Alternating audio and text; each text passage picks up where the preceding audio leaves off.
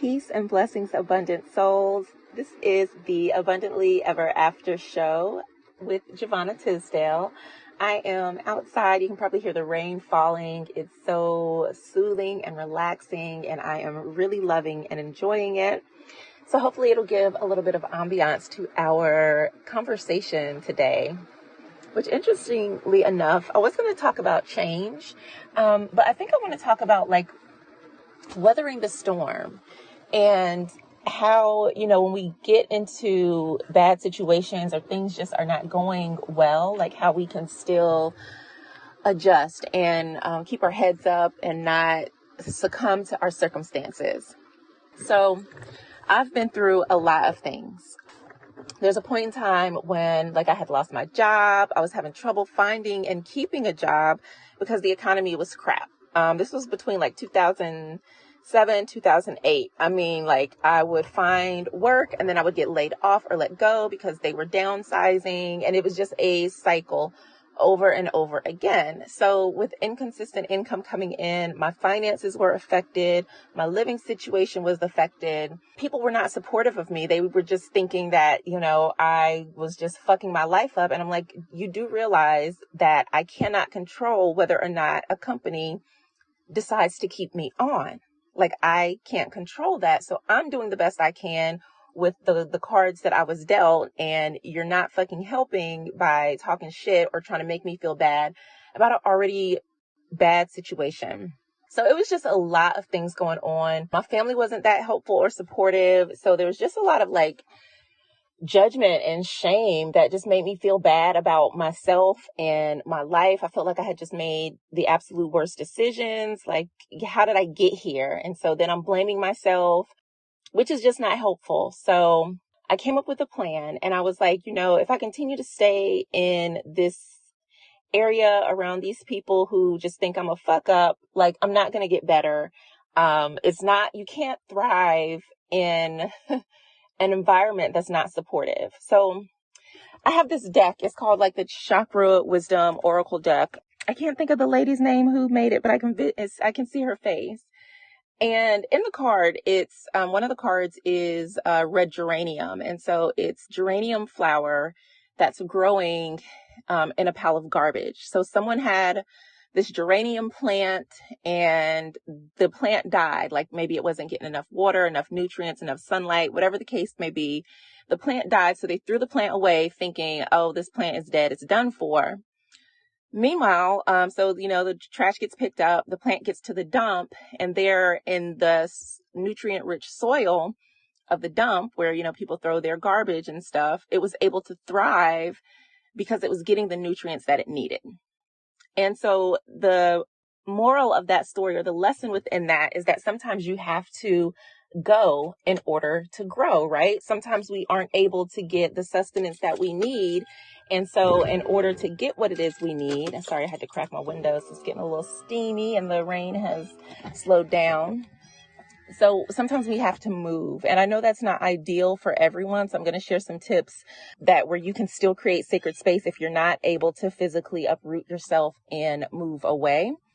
But so, I realized that if I continue to stay here around people who don't understand me, don't really talk to me to try to understand me, and are unable or unwilling to help me, things are not going to get any better for me.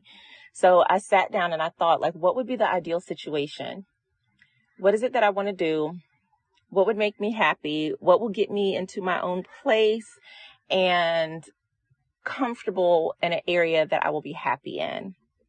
And so I was like, what if I could find a nanny position or doing some work in an apartment community where you can do being a property manager, because oftentimes you can either get a discount or you are able to live rent free because you're doing work in return for your labor. So I started looking into these things and I was able to find something. So set up a date and time to meet with the lady who was looking for some help and support with her family and her business. And I was like, oh my God, this would be great. So it was maybe 2 or 3 hours from me. So money is already low and scarce. So we had set the date and time. So I had planned everything out. I had enough money to like get there, to hang out around there for a couple of days. And hopefully my thought process was that I would get this position and everything would just work out. So I went there literally with $1 and a dream. So I get there. I had stayed in a hotel one night because I forget why. Probably just to have like quiet time and space by myself, right? And coming to find out, so yeah, stayed in a hotel. I was supposed to meet her that next morning. So it was smarter for me to just be in that area versus trying to like leave from where I live and drive the whole way there for the morning commute. Traffic would have been crazy. And that day she cancels. So now I was out of the money that I spent on the hotel, and I had to hang around that area until her schedule freed up in order for me to meet with her to see if this would be a good fit for us both. So that was kind of screwy. I wound up having to sleep in my car for a couple of nights. Actually, no, I stayed at a friend's house that I knew for one night, and then drove back out to where she was the next day to meet her, and she had to cancel again. So I wound up having to sleep in my car. I had like all of my stuff in my car. So I had to take like a little wash up bath, and y'all, I went through it for this, but I was like, this change has to be better than what I'm experiencing now. So if that means I have to lose out or slum it for a couple of days in order to put myself in a better position, fuck it, I'm going to do it. And I could have went home. I could have said, you know what, screw this. She keeps changing things. Like, forget it. I'm just going to go home. But I didn't, because I knew like there wasn't really anything back there for me. I knew I needed a change. So I just was like, I'm going to stick this out. And I did. I got the position. And it was amazing. This happened to be a very life-changing thing for me, and it's what allowed me to move away. So I was about 3 hours away from where I grew up, and it was far enough away that I could get home if I needed to, and it was far enough away that nobody would just come visit me because it was far. And I was grateful, and so I was able to move in to one of the properties that she owned. And I was helping her to like renovate the properties. I helped with her children, doing things around the house. And as we talked and got to know each other, I think she was like 10 years older than me. So I was like, I forget, how old was I at the time? I don't know, but she was about 10 years older than me. And it's also funny because we looked similar. Like we had a similar build, similar complexion. And sometimes people would mistake me for her. So like I would just go run errands and like take her ID if I needed to like sign something, and like no one would be the wiser because, you know, they all think that Black people look alike anyway. So it worked out for us, but it was just a very beautiful experience. And she was probably one of the first people after me leaving my abusive relationship and dealing with depression and mental health issues from that accepted me as a person. She wasn't anyone from my past who was judging me or, you know, looking down on me. It was like the first time that someone really witnessed me like as an adult, as a mother, as a woman, and not as some like screw up who, yeah. So she had a very profound impact on my life, and that is where I was able to do a majority of my own healing. So like I said, a lot of times we cannot just uproot ourselves and leave to go to a new place where we can have the ability to start over, the ability to truly focus on ourselves and our goals and all of those things. And so I've also been in situations where, you know, I was not able to do that, and where I had to be in uncomfortable or unpleasant situations because like I could not do anything. Like, you know, going back to school, I made the decision that I wanted to pursue a license in massage therapy. So I was like, while I do this, it doesn't really make sense to work. Plus I have to take Savvy to school, pick her up from school, get her like, so I have a very much a full load in addition to being part of Devoted Energy Coaching School and part of Team Devoted and doing all of these extra things. My plates are full, y'all. So it's like I decided that I was going to make the sacrifice instead of like trying to force my business, you know, try to work on a business and do all these other things at the same time. like, hey, I'm like telling my parents, like, this is the path that I want to go on. This is what I want to do. Can you help in this way? And so there's help. It doesn't come without a little bit of, tension, but I'm grateful that I was able to create the space for me to do that. However, it's not all sunshine and rainbows. There's still some tension and challenges because I'm not doing what other people think that I should be doing with my life, and that's okay. So in those instances where maybe you have to live with family members, or you have to tolerate a fucked up ass workplace, or just whatever the case may be, and you know that there's something that you want to either change, or there's something that you're working towards, here are some things that you can do to help you weather the storm. Number one is know what you're doing and why. So I constantly had to remind myself why I was leaving Raleigh, why I was moving away, why I decided to move back in with my parents and pursue this degree, why I decided to stop seeing clients. And I'm reminding myself of the vision that I have for myself. I know that me obtaining my massage therapy license is going to get me one step closer to opening the spiritual healing and wellness women's center that I've been wanting to establish since I became a life coach. Like, this has been a dream of mine since about 2014. And it started because I was the victim of abuse, and there was absolutely no help for me. No help from the community. Even I've contacted domestic violence centers here. I've contacted churches here.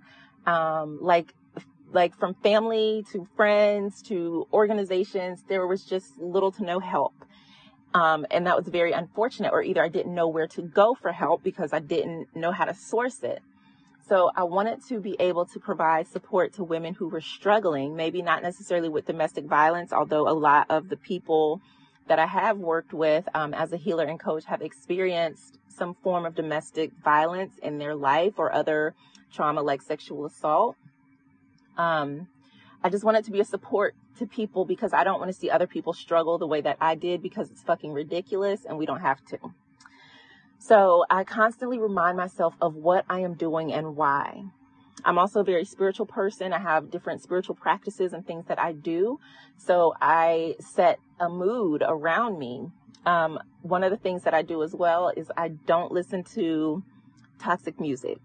I listen to uplifting music that makes me feel good. Oftentimes, like, I'll listen to like straight up just crystal singing bowls, or that kind of meditative music. I also like to listen to classical music, or I'll listen to like some old school hip hop that makes me feel good, that makes me remember those amazing times that I used to have back in the day, So I listen to and consume things that make me feel good, even social media accounts. I don't follow drama. I limit my use of social media because when we're already in a negative mind state and we get on social media and we see people either living these perfect lives, or either there's a lot of drama and you're seeing a lot of death and destruction and chaos, which is something that's running rampant. So let's just be real about that. It just brings you down even more. You can start to feel helpless because it's like, well, the world is going to hell in a handbasket. So like, what difference does it make? Or, this person, look at them. They have everything that I've ever wanted, or I'm, 40 years old. I should already have these things by now and I don't have them. So that means I'm a failure and I'm a fuck up and all these things. And it's like, no, you are where you are on your journey, and you will get to be where it is that you want to be by taking the steps to get there. So we have to give ourselves that grace and be very patient and gentle as we go through these changes and transitions. So I shared that we want to continually remind yourself of why you're doing what you're doing and what the outcome or your end goal is. Like, what is the vision? Then you want to cultivate a sacred space. So you can do that by, being mindful of what you're watching and listening to. Also the people that you're talking to. So for me, for the most part, I have some amazing, amazing friends who I can call, and we're all about like spirituality and mindset and growth and development and love and support and healing. So I'm not going to call somebody who all they want to do is like gossip and talk shit about people or brag about what they have and what they're doing or put me down. Like, I'm not going to talk to people who cannot add, a little bit of positivity into my life. Now, that's not to say like I'm not going to talk to anybody who's going to like keep it real with me or tell me what's really what. I'm not saying that at all. What I'm saying is that I'm not going to talk to people who are either intentionally negative or are on destructive paths, whether for themselves or they're trying to pull me into some stuff. So you just want to be mindful of the people that you are around. If they're not going to help you maintain focus or a positive mindset, those are not the type of people you want to be talking to while you are dealing with a lot. Another thing that you can do is use affirmations, positive words, phrases, and statements that help you to feel good about yourself. I love affirmations. Love them, love them, love them. I think it's a lot more powerful when you like create your own affirmations as well. Make sure that you're taking care of yourself. Making sure that you're taking care of yourself. Sometimes we get into a funk. Our, self-care routines and practices can go out the window. A lot of times when people are depressed, getting up and taking a shower is hard. So you might find that you're not doing the things that you would normally do. Like maybe you're not polishing your nails, or maybe you're just throwing, your hair up in a messy bun and throwing on some sweats because you don't feel like it. Take care of yourself because you are absolutely precious. So take the time to do your nails if that makes you feel good, to put on a cute dress if that makes you feel good, or wear your favorite shoes or your favorite earrings. Make sure that you're continuing to take care of yourself because you are worthy and deserving of that care and that love. So that's another thing that you're able to do, is continuing to maintain yourself. Just because you're struggling does not mean you have to look like it. And even if you're like, okay, well, I don't have money to like go get nice clothes, nice shoes or whatever, thrifting is the shit. I love a good thrift shop. I also love a good yard sale. I find like really amazing, crystal, okay, real quick. I like to collect crystal glasses and bowls and platters and things like that, because a lot of time after I cleanse them, I'll use them on my altar. I'll use them as candle holders or for different workings and things that I'm doing. So I like to go to places like that because you can find some really amazing things at great discount prices. So don't feel like you have to go out and buy certain labels or shop in certain stores to feel good about yourself. You can go to Target or Walmart and find a cute top and some pants and pull together an outfit for like $20 and still be cute. Okay, so that's another topic, but don't get caught up in like, oh my gosh, I have to have this brand of car or this type of shoe or this whatever. Like some people, that's their thing. They want to have all the name brand stuff. That's not so much me. Now I do like nice things, but it doesn't have to be like top of the line. Like if it's cute, it's cute. Okay. So there's that. Another thing to add to that is to treat yourself as well. So that's something that I made sure to do for myself, is to continue to treat myself by getting and doing things that I enjoy, whether it's going for walks in the park, eating a Snickers ice cream, picking up some sushi, buying myself a new nail polish color, like whatever it is. Find a way to continue to treat yourself because you deserve those things. Even if it's just spending like $5 on yourself for something that you like, or, putting that money aside until you build up enough to do, whatever awesome thing you want to do. Make sure that you're continuing to treat yourself because you deserve it. So let me recap. We talked about creating a sacred space for yourself, taking care of yourself, treating yourself, dressing and continuing to make sure that you're taking care of your needs. We talked about using affirmations, talking to people who are uplifting and able to add a little more positivity into your day. I also talked about social media, making sure that you are being mindful of what you're consuming, not following things that are making you anxious or making you feel bad about yourself or anything like that. So, those are a lot of awesome things that you can do to weather the storm, to take care of yourself as you're going through changes and transformations. So again, if you're living with people that maybe it's not the most comfortable situation, again, create your own sacred space Some of the things that I like to do is I keep an altar. I do a lot of sound clearing. So I have like bells or chimes where I'll clear the area.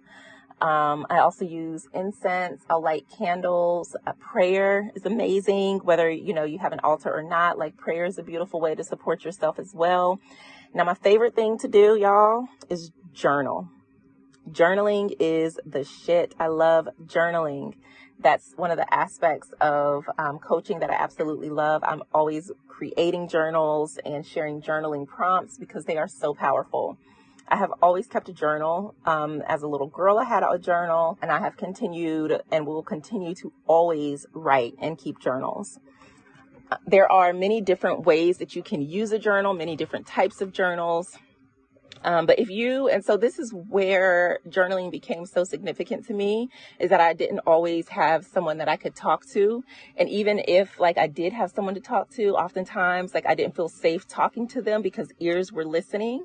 And so my journal would be my refuge. It would be where I would be able to pour out whatever I was feeling, whatever I was thinking, what was happening, my plans, my goals, my hopes, my dreams, my fears, my failures, my wins, all of those things I was able to write down.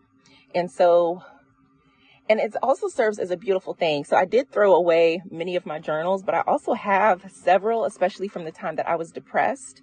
And so I go back and read them and I'm like, wow, look at how far I've come. Look at all the things that I've experienced. Many of the things that I wrote down in those journals and said that I wanted to do, I'm doing them or I have done them.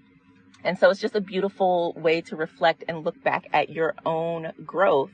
Because when you're in the middle of it, you can't see how far you've gone because you think you're standing still. You think things are moving slowly, when in reality, things are moving along. You just haven't gotten to the goal line yet. You just haven't gotten to the end where you see everything come together.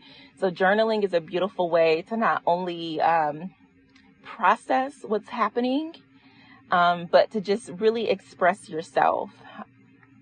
So I highly, highly, highly recommend journaling. If you go over to abundantlyeverafter.show right now, you can join my mailing list. And I have this awesome journal called Journal for the Renewal Journal. And it's different prompts in there. And it's specifically created if you are needing some transformation or dealing with some sort of transformation in your life. And if you put your name on the email list, I will automatically send that out to you. So that's something that you can have. But I highly recommend journaling. It's an amazing tool. It has been so transformative for me. It's something that I love teaching and talking to people about because it is powerful. So that would be probably, my final tip. How to weather the storm is to keep a journal somewhere you can write down all the things that you're feeling, thinking and experiencing. Even now, I always have some sort of notebook with me where I can write down ideas and things like that. But my main journal usually stays at home. I have multiple journals, a few for different things. And I'm actually working on creating a journal. So that will be coming down the pike soon. I have so many really amazing ideas that I want to implement for the show. And so creating a journal is definitely at the top of that list.